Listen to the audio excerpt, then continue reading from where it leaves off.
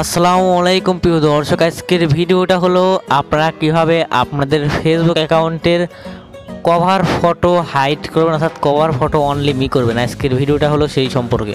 অনেক সময় কিন্তু আমাদের অনেক প্রবলেমের ক্ষেত্রে কিন্তু আমরা ফেসবুকের কভার ফটো কিন্তু হাইড করে অনলি মি করে রাখি। সো এটা আপনারা কীভাবে করবেন জানতে হলে অবশ্যই আজকের ভিডিওটা প্রথম থেকে শেষ পর্যন্ত দেখবেন। আর একটা কথা বলে নেওয়া ভালো, যে এই কভার ফটোটা অনলি মি করবেন, ঠিক আছে, তারপরেও কিন্তু আপনাদের ফেসবুকে এই কভার ফটো এখানে কিন্তু থেকে যাবে।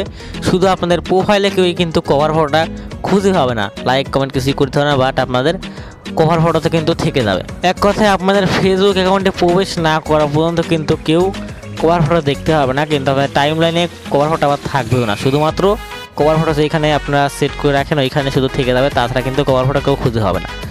তো কীভাবে এই কাজটি করবেন জানতে হলে অবশ্যই ভিডিওটা সম্পূর্ণ দেখতে থাকুন। আর বেশি কথা বলবো না, তুলনার ভিডিওর মূল বিষয়ে চলে যাওয়া যাক।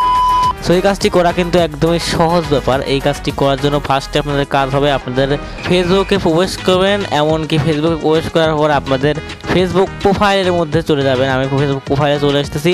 প্রোফাইলে চলে আসার পর এবার আপনাদের কাজ হবে একদম নিচের দিকে স্ক্রল ডাউন করে চলে আসবেন। এমনকি এখানে খুঁজে বের করবেন আপনাদের সেই কভার ফটোটা। দেখতে পাচ্ছেন আমি যেই কভার ফটো আপলোড করেছিলাম এটা সেই কভার ফটো।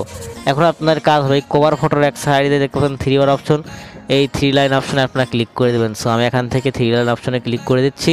তো 3 লাইন অপশনে ক্লিক করে দেওয়ার পর এখানে নিচের দিকে দেখতে পাচ্ছেন হাইড ফ্রম প্রোফাইল। আপনাদের কাজ হবে হাইড ফ্রম প্রোফাইলে ক্লিক করে দেওয়া। ক্লিক করে দিলে এরকম হলে এখান থেকে জাস্ট কনফার্মে ক্লিক করে দেবেন। এখান থেকে আমি কনফার্মে ক্লিক করে দিলাম। কনফার্মে ক্লিক করে দিলেই কিন্তু এই কভার ফটো কিন্তু আপনাদের ফেসবুক অ্যাকাউন্ট থেকে আর কি নেই হয়ে যাবে, অনলি মি হয়ে যাবে। কিন্তু আপনাদের এই কভার ফটো এখানে থেকে যাবে, কিন্তু আপনাদের টাইম লাইনে কিন্তু এই কভার ফটোটা কখনোই কিন্তু কেউ খুঁজে পাবে না।